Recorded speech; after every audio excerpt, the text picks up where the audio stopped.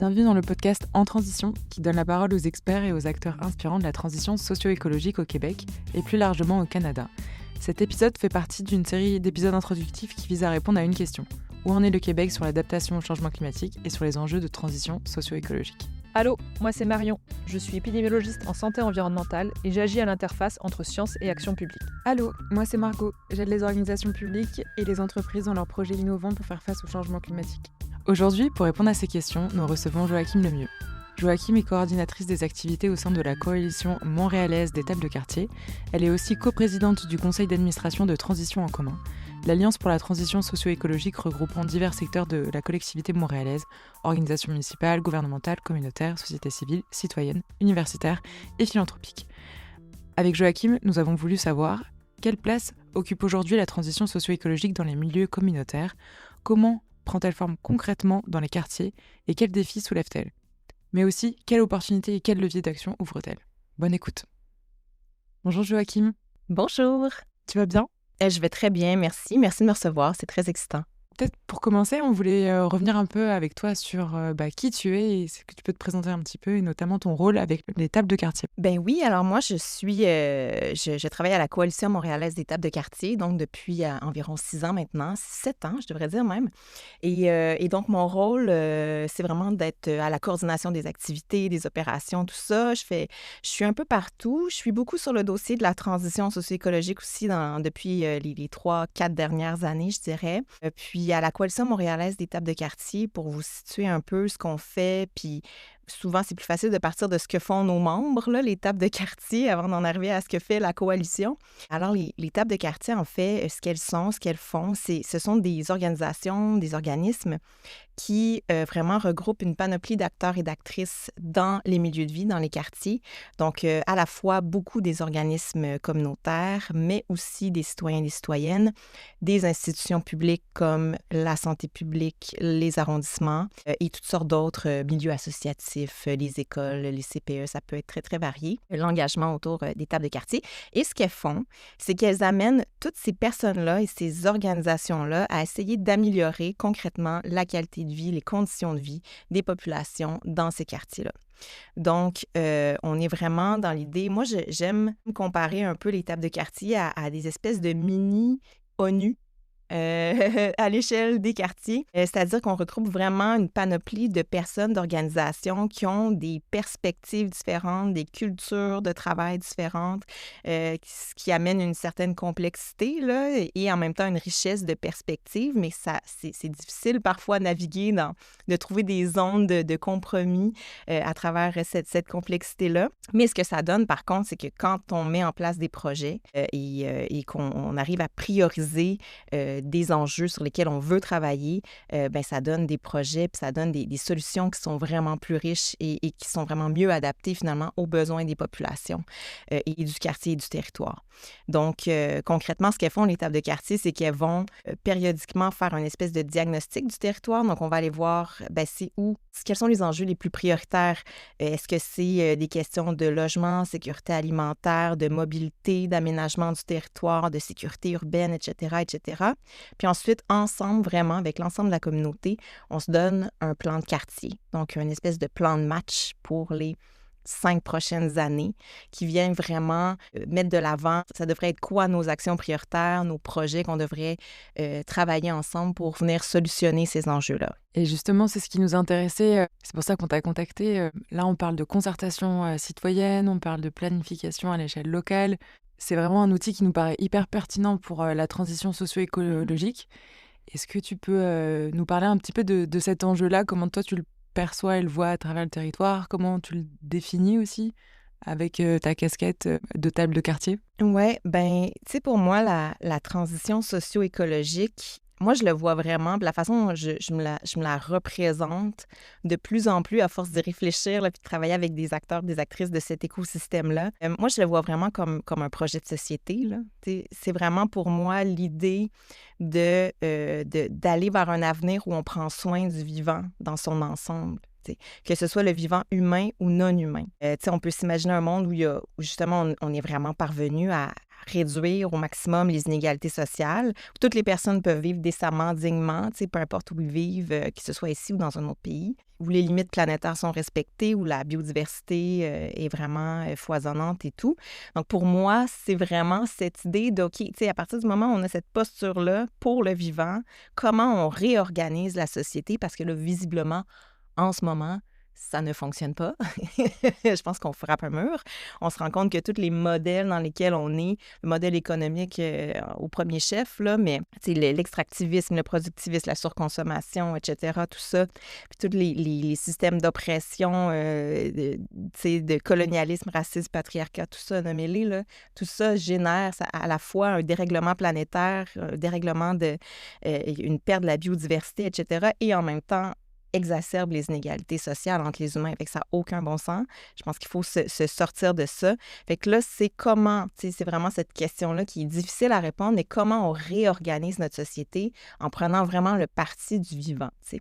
Fait que quand on se place dans cette posture-là, mais effectivement, quand on regarde comment les tables de quartier travaillent, il y a quand même plusieurs éléments, je pense, qui sont intéressants puis qui nous permettent d'envisager un travail qui est vraiment transversal, intégré, qui est capable de se saisir de cette complexité-là, qui est capable d'aller travailler plusieurs enjeux en même temps plutôt qu'en silo.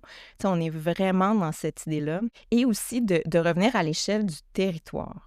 Puis je pense que de revenir à cette échelle-là, c'est juste sur le plan de la cohérence ou de la réduction des GES. C'est juste sur cette question-là là, de l'émission du carbone.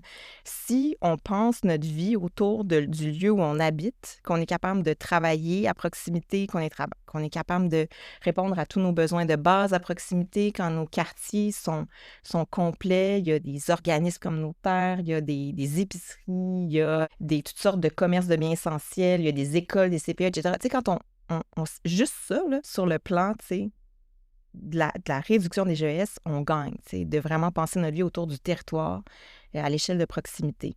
Mais après ça, quand on pense à l'ancrage local, il y a d'autres éléments aussi qui, pour moi, sortent vraiment importants puis qui permettent d'envisager une action autour de la transition socio-écologique, notamment par le fait que, à petite échelle, on est capable aussi d'expérimenter, de mettre en place des initiatives dans lesquelles les communautés, les gens, les personnes qui vivent là peuvent vraiment être partie prenante, peuvent vraiment avoir une capacité d'agir et même les communautés plus marginalisées aussi. Tu sais, quand on est à échelle de proximité, c'est plus facile de s'engager et donc on peut s'imaginer des fois, puis on le voit, là, puis j'ai des exemples aussi en tête que je pourrais vous partager, mais dans les territoires, dans les quartiers, il y a des initiatives qui se mettent en place qui éventuellement pourraient en inspirer d'autres, puis faire une espèce de changement d'échelle, puis permettre comme, tu sais, une espèce de révolution par la base, du bas vers le haut. Fait qu'il y a vraiment quelque chose d'intéressant là. Et quels sont les enjeux de transition que rencontrent les quartiers? Les enjeux, bien évidemment, Montréal, c'est une ville. Non, pas tout à fait, parce qu'il y a des villes liées aussi. Mais, tu sais, ça a beau être, c'est ça, une île, c'est pas tous les mêmes enjeux partout sur le territoire, là. Vraiment, selon les secteurs, la façon dont la ville est aménagée, ça amène différents défis. On a des secteurs, des quartiers qui sont beaucoup plus denses que d'autres, par exemple. On a des quartiers où il y a plus d'îlots de chaleur que d'autres aussi. Tu sais, par exemple, on prend les quartiers comme Centre-Sud, Saint-Michel, par extension, sont beaucoup moins verdis que d'autres quartiers où il y a plus de parcs, plus d'espaces verts, etc. Donc ça, on a ces enjeux-là. Après ça, il y a des quartiers aussi qui sont plus propices, où il y a des cuvettes, par exemple, tu sais, qui sont plus propices aux inondations. Donc, puis après ça, il y a tous les enjeux sociaux. Puis après ça, ça dépend encore une fois des quartiers, mais évidemment, la question de la sécurité alimentaire, ça, c'est un enjeu qui est partagé partout. C'est-à-dire qu'il y a des populations dans tous les quartiers qui ne sont pas capables de se nourrir adéquatement à tous les jours.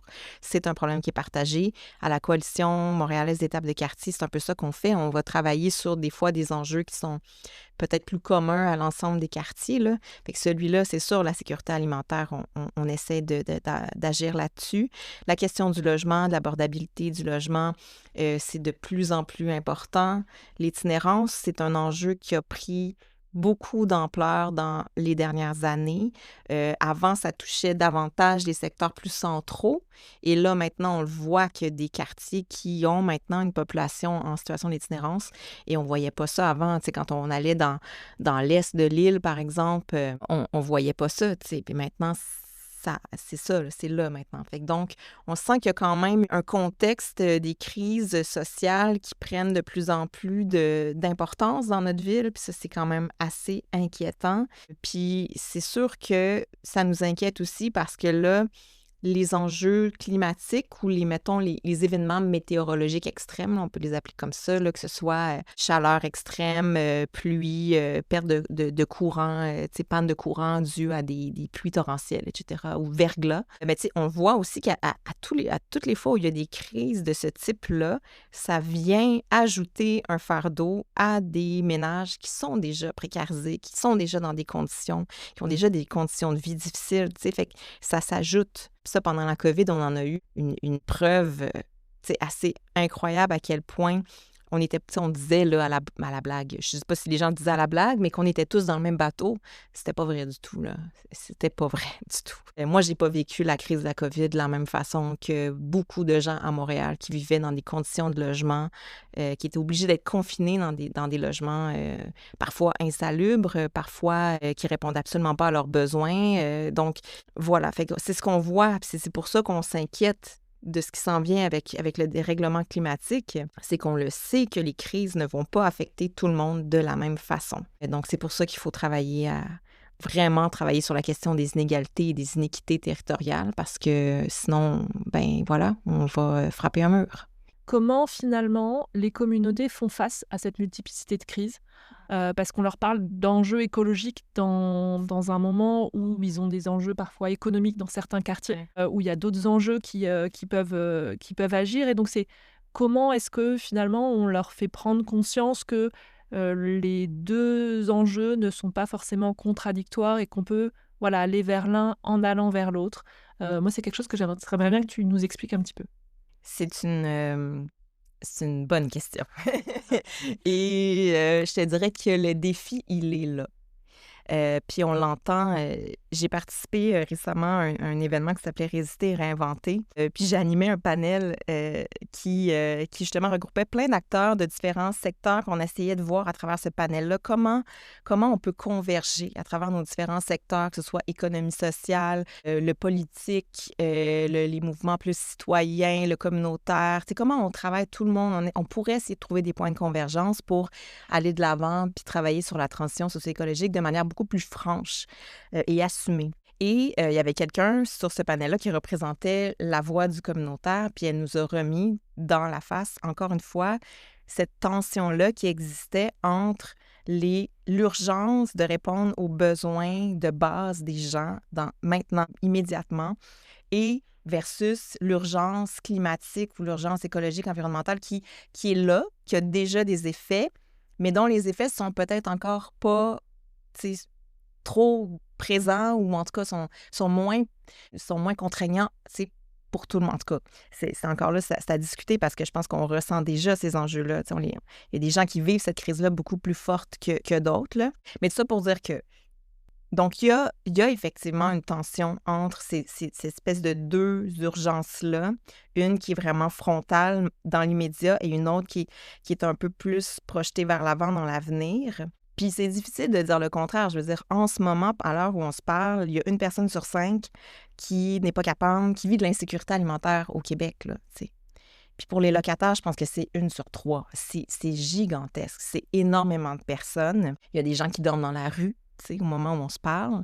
Donc, c'est la réalité. Fait que c'est comme si, puis ça, je l'entends à travers le discours de nos membres, les tables de quartier.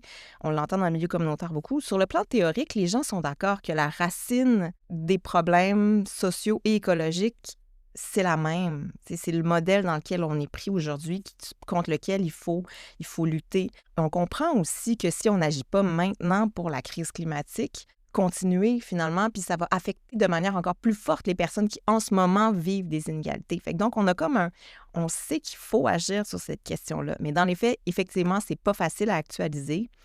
Puis surtout, je dirais, un des éléments qui explique, tu sais, j'ai peut-être pas de solution à vous donner, on y travaille, mais en fait, une des solutions peut-être, ce serait d'avoir des subventions aussi, du financement qui arrête de nous forcer à choisir un camp aussi.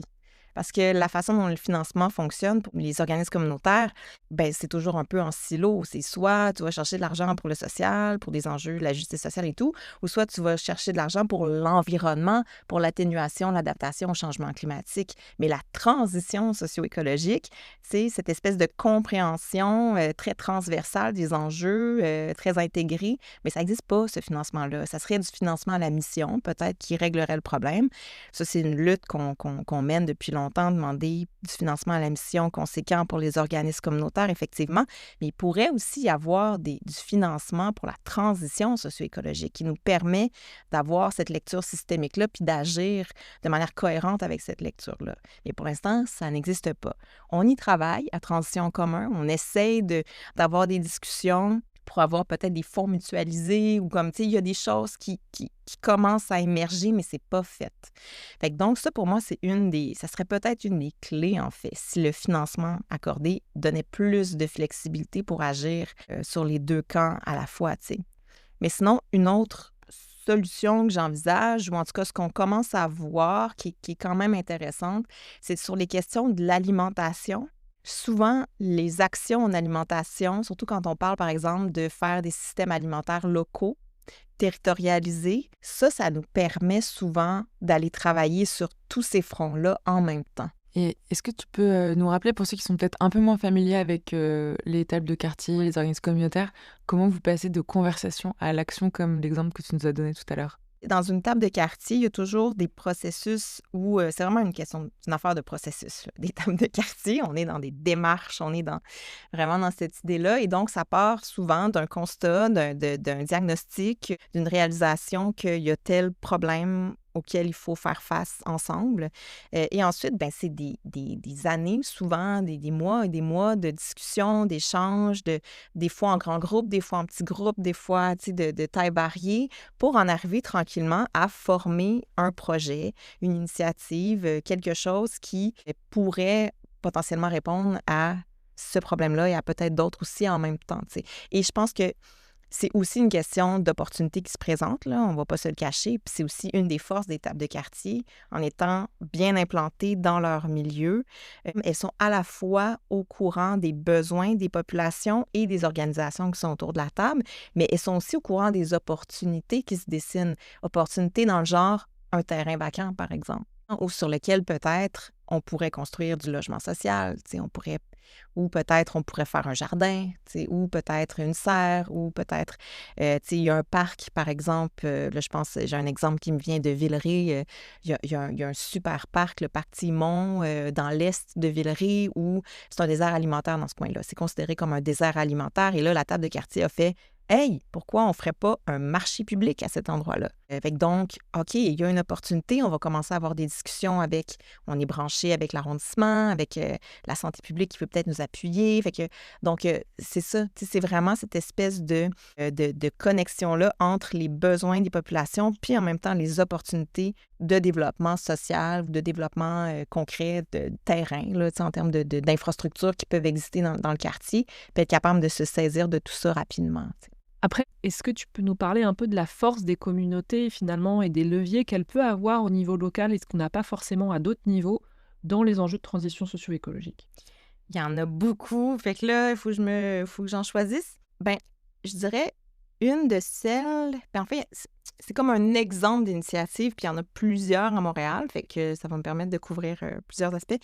Tout ce qui touche à l'aménagement des grands terrains vacants en ce moment. Que ce soit l'écoquartier Louvain-Est dans Annecy-Cartierville, que ce soit Bridge-Bonaventure dans Pointe-Saint-Charles, que ce soit Namur-Hippodrome qui est en train de se développer aussi. Immense terrain, c'est gigantesque Namur-Hippodrome dans Côte-des-Neiges, ou à la Chine, il y en a un autre. Bon, il y a plusieurs grands espaces comme ça, puis ce qu'on voit émerger dans les dernières années, que je trouve très positif, c'est qu'on essaye vraiment de travailler avec les communautés pour transformer ces milieux de vie.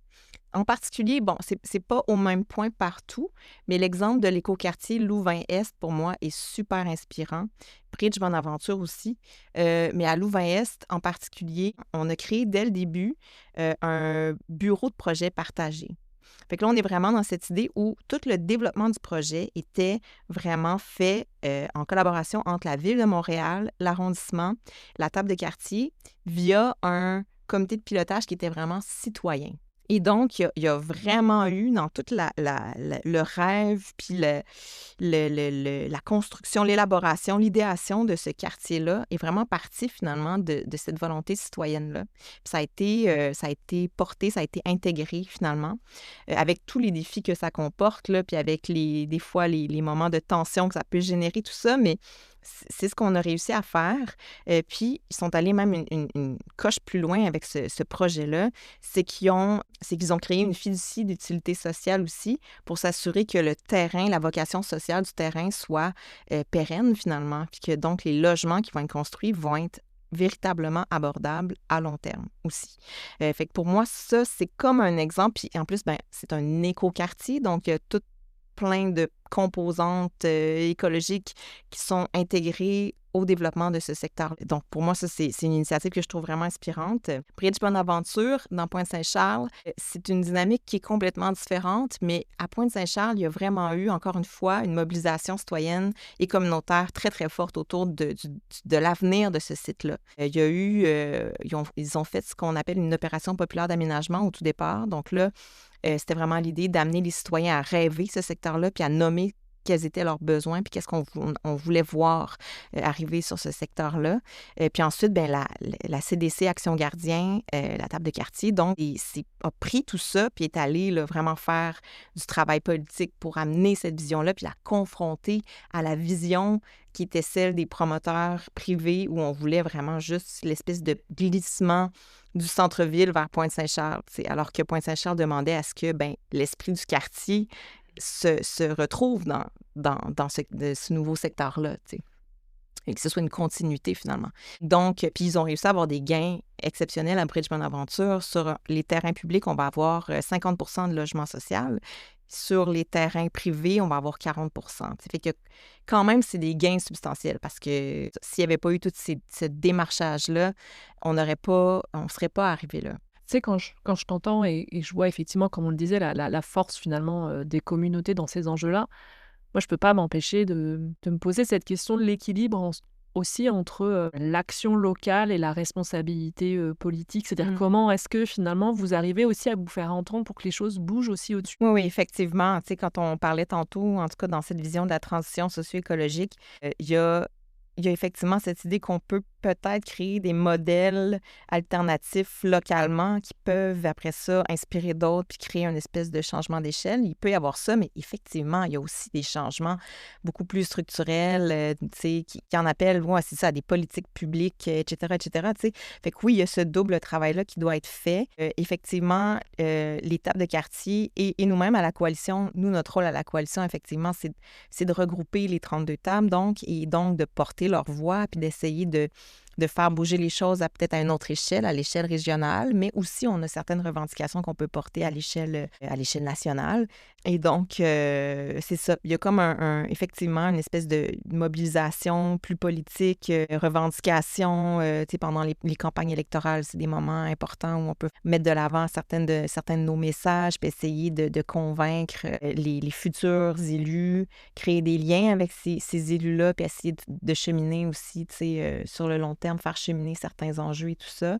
Fait que c'est un travail de longue haleine, mais oui, effectivement, il y a ça. Puis c'est intéressant aussi de voir que pour en arriver à ces grandes transformations-là, il y a vraiment une posture. Tu sais, tantôt, je parlais de collaboration, mais il y a aussi une tension ou en tout cas un équilibre à trouver entre la collaboration, mais des fois aussi la controverse, tu sais, être capable de passer à travers la controverse et d'accepter d'être en conflit des fois aussi. Tu sais, c'est ça, une espèce de collaboration conflictuelle, là. Je sais pas si ça existe là, comme terme, mais c'est ça, il y a une espèce de... Des fois, on est super d'accord, puis on travaille ensemble, puis on trouve des compromis, mais il y a d'autres fois où ça passe pas, puis il faut aller plus loin, puis qu'il faut carrément dire non, puis s'opposer, tu sais. Fait qu'il y a ça aussi, puis ça, il faut continuer à le faire, effectivement, parce que sinon, on n'arrive pas, tu sais. Puis je trouve intéressant aussi en ce moment, dans l'écosystème de la transition socio-écologique, il y a plusieurs postures ou plusieurs groupes qui ont des stratégies ou des tactiques différentes là, pour amener ces grands changements de paradigme-là, puis ces transformations profondes-là. Il y en a qui vont utiliser des tactiques beaucoup plus frontales. Pour moi, c'est pas forcément opposé à l'approche que nous,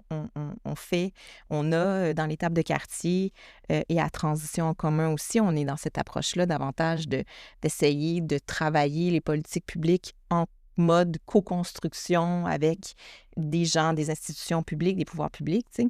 Mais je pense que tout ça doit vivre, là. Puis on a besoin d'avoir des gens qui mettent un peu plus de pression. C'est ça, faut naviguer à travers tout ça. C'est ça le défi. Et justement, j'avais envie de passer un petit peu sur les défis que vous pensez devoir relever dans les prochaines années. Tu sais, un des éléments sur lesquels on a très peu de prise, c'est la question de la gentrification.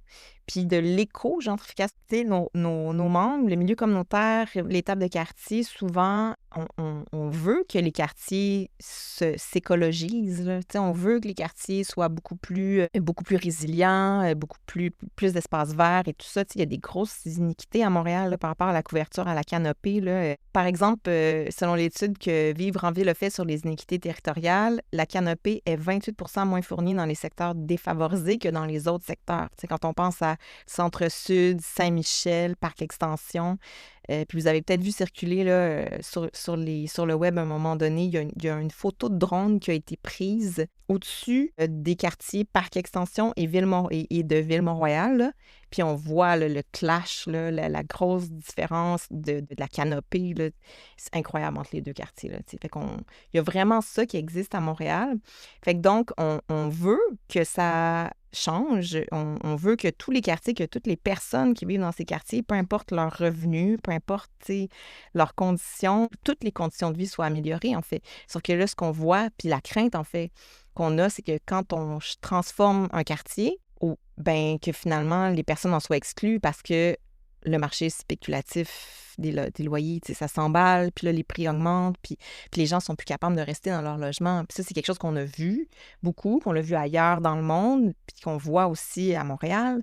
Fait que ça, je dirais que c'est un défi pour moi qui reste très important. Puis je sais pas, on n'a pas tous les leviers pour agir là-dessus. Tu sais, effectivement, ça prend plus de logements social, mais là, en ce moment, on est plus dans une dynamique où on parle de logements hors marché, de logements abordables, mais ça veut pas forcément dire que ces logements-là sont abordables maintenant. Des fois, ils seront abordables plus tard, mais là, avec les coûts de construction, les logements qui sont construits maintenant ne sont pas forcément abordables pour les personnes à faible revenu. Fait que dans tout cas, pour moi, là, il y a quand même un défi qui parle à la fois de comment on rend nos quartiers plus résilients, plus verts, et à la fois vraiment abordables et qu'on garde les populations qui en ont vraiment besoin dans ces quartiers-là. Ça c'est un défi que je trouve important. Je vois que tu as ramené un livre avec toi. Est-ce que tu peux nous en dire un petit peu plus? Oui. C'est un livre qui, en fait, c'est le résultat d'une étude partenariale à laquelle on a participé, qui visait à expliquer un peu l'articulation entre le développement des communautés et la transition socio-écologique. Donc, en fait, développement des communautés, c'est vraiment l'approche des tables de quartier, c'est ce qu'elles font, c'est-à-dire qu'elles amènent les communautés à décider par et pour elles-mêmes ce qu'on devrait faire de leur territoire, là, finalement. Donc, il y a plus de 250 démarches de ce type-là au Québec qui ont été recensées. Et donc, dans cette étude-là, c'est vraiment intéressant parce qu'on va vraiment explorer comment ces démarches-là peuvent être au cœur, finalement, de la transition socio-écologique dans leur approche même, par leur capacité à gérer la complexité, à créer des espaces de dialogue, à vraiment être capable d'amener différentes perspectives, différents secteurs à travailler ensemble et tout ça. Ça devient vraiment des moteurs qui peuvent générer des transformations importantes pour la transition socio-écologique. Et donc, il y a 8 études de cas. Donc, on est vraiment allé, il y a 2 tables de quartier là-dedans, mais il y a aussi d'autres démarches qui ont été étudiées à travers le Québec. Et en tout cas, je trouve que c'est un ouvrage qui est quand même très éclairant. Donc, si vous voulez aller plus loin, vous pouvez lire Développement des communautés territoriales et transition socio-écologique, nouvelles pratiques au service d'une société en transformation, par la presse de l'Université de Québec. Donc notre épisode touche à sa fin, merci beaucoup. On a 2 questions de fin qu'on pose à chacun de nos invités. On essaie de finir sur une touche un peu inspirante, positive. Et donc la première, Quelle action ou initiative trouves-tu inspirante ou prometteuse pour mieux comprendre l'adaptation locale au changement climatique? Ben moi, dans les initiatives que je trouve très inspirantes, il y a celle de tout ce qui touche aux tiers-lieux, puis à la création de tiers-lieux dans les quartiers. Il y en a plusieurs là, tu sais, qui existent déjà en ce moment. Il y en a d'autres qui sont en train de vouloir, puis il y a notamment beaucoup de tables de quartier qui veulent en développer. Je pense à Saint-Laurent, par exemple, c'est un projet qui est sur la table aussi. Mais moi, j'en ai un dans mon quartier, personnellement, l'Espace des possibles dans Annecy, qui est dans mon quartier Youville. Puis, tu sais, ce modèle-là des tiers-lieux, pour moi, est vraiment inspirant parce il vient vraiment s'ancrer dans la transition socio-écologique très territoriale aussi. Pourquoi? Parce que c'est des lieux qui sont ouverts, accessibles à tous, autogérés souvent par des groupes citoyens. Donc, ça nous permet de transformer un peu notre mode d'organisation très démocratique, horizontal. Ça permet au voisinage de créer du lien, de se rencontrer. C'est essentiel aussi, tu sais, quand on parle de résilience des communautés, puis en contexte de crise, bien, tous ces liens-là d'entraide qui se créent, cette solidarité-là, peut être vraiment utilisé, si on veut, là, pendant les périodes de crise et tout ça. Donc, c'est vraiment quelque chose qui pour moi, les tiers-lieux permettent ça beaucoup. Puis, c'est une façon, pour moi aussi, d'engager les gens, de renforcer le pouvoir d'agir des gens, parce qu'on a une voix dans ces espaces-là, puis c'est des lieux qui sont très inclusifs. Puis, moi, dans mon quartier, en tout cas, je vois, il y a plein d'histoires, tu sais, incroyables qui sont nées grâce à cet espace-là, notamment un collectif d'achat aussi qui fonctionne super bien, qui nous permet de répondre à notre enjeu de désert alimentaire dans notre quartier. Puis la distribution se fait à l'espace des possibles. Puis s'il n'y avait pas l'espace des possibles, ça rendrait la chose complètement plus compliquée, en tout cas. Fait que tout ça, encore une fois, c'est tentaculaire, ce que ça permet d'avoir ce lieu-là bien ancré dans les quartiers. Si tu as un message positif à faire passer à nos auditeurs. J'en ai parlé un petit peu dans l'entrevue, mais pour moi, j'aimerais qu'on soit capable de se mobiliser autour d'une volonté de lutter pour le vivant. C'est vraiment ça. Tu sais, je pense que si on était capable de se rallier autour de cette conviction-là qu'on doit maintenir la vie sur Terre, la préserver, tu sais, ne serait-ce que ça, c'est comme la base. Pour moi, c'est comme le socle, tu sais, prendre le parti du vivant. Fait que pour moi, je pense qu'on est tous capables de se connecter à ça. Pour moi, ça part de là. Puis à partir de là, je trouve qu'on est capable de se mobiliser, de trouver, de résister ensemble, puis de vraiment produire les changements dont on a besoin. C'est comme le grand parapluie, tu sais, de toutes les luttes, finalement, celle du vivant, tu sais. Fait que moi, mon souhait, en tout cas, je sais pas si c'est un message positif, mais c'est un souhait qu'on se connecte davantage à ça. Puis si on est capable de faire ça, je pense qu'on va être capable de se mobiliser pour faire de grandes choses. Merci beaucoup, Joachim. Merci.